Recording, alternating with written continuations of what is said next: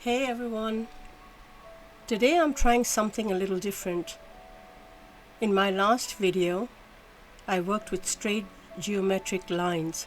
This time I wanted to see what happens when those lines are softened into swirls. Same idea, just a different movement. Let's see how it blooms. 3D resin blooms can feel confusing at first, especially when everything turns muddy or sinks before everything happens. What I've learned over time is that it's not about forcing the bloom, it's about timing, resin consistency, and letting the materials do what they naturally do. This swirly line method is just another way of exploring that. So I've used a 1:1 epoxy resin, mixed slowly and evenly. For color, I'm working with alcohol inks, peach red, yellow, teal, and a little blue.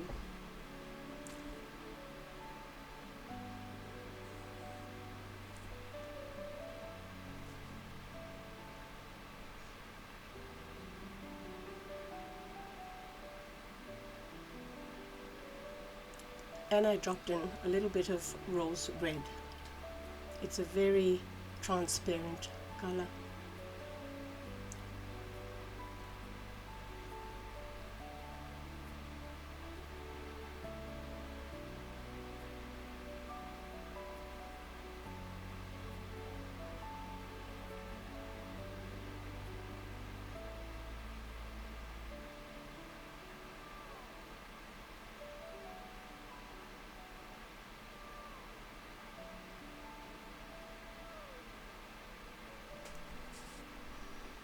Oh, and I forgot the grape. I just put a tiny bit at the edges.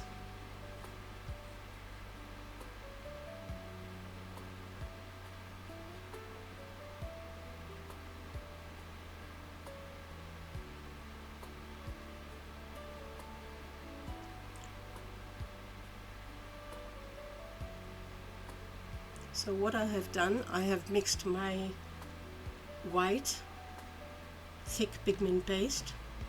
The thickness matters. A thin white won't create the same movement.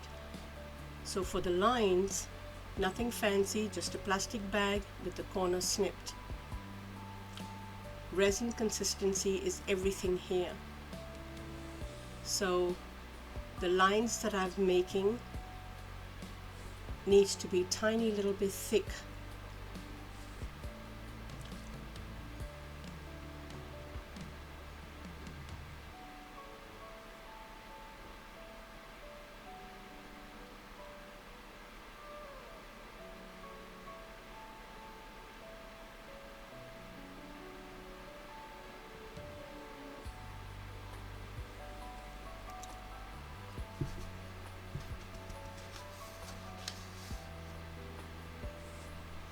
If you notice, I'm not pushing the white into the resin.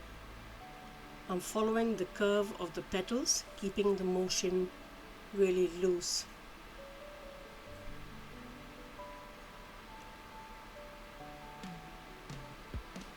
And I know it doesn't look like much at the moment, and that's normal, but this part always asks for a bit of trust.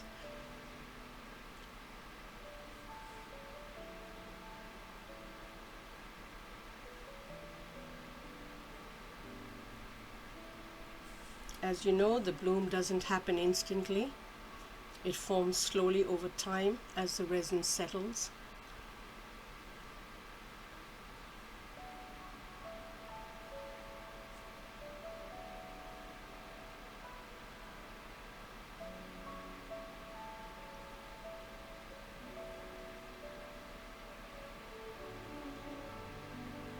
Just speeding it up a little.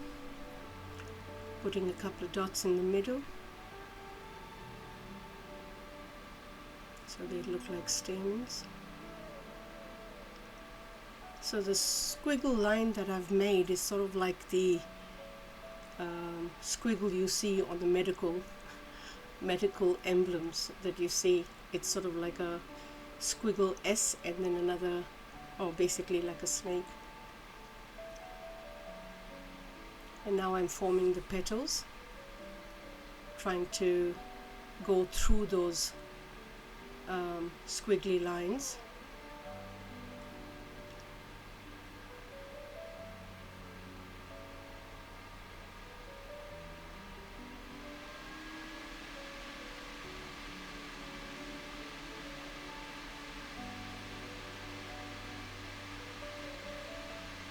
Now you find that the white will pull all that color sort of into the middle and creating depth without force. And every bloom is different, and that's what makes it interesting.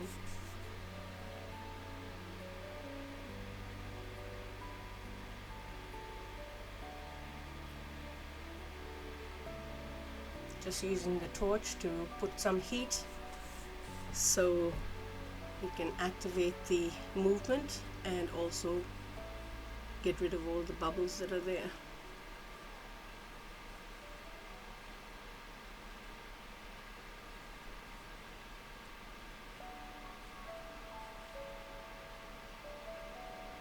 And I'll see you for the unmolding. Thank you.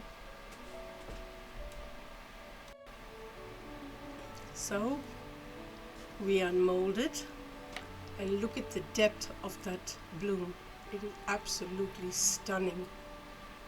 It's like you can touch every petal. It turned out absolutely gorgeous. The colors are beautiful.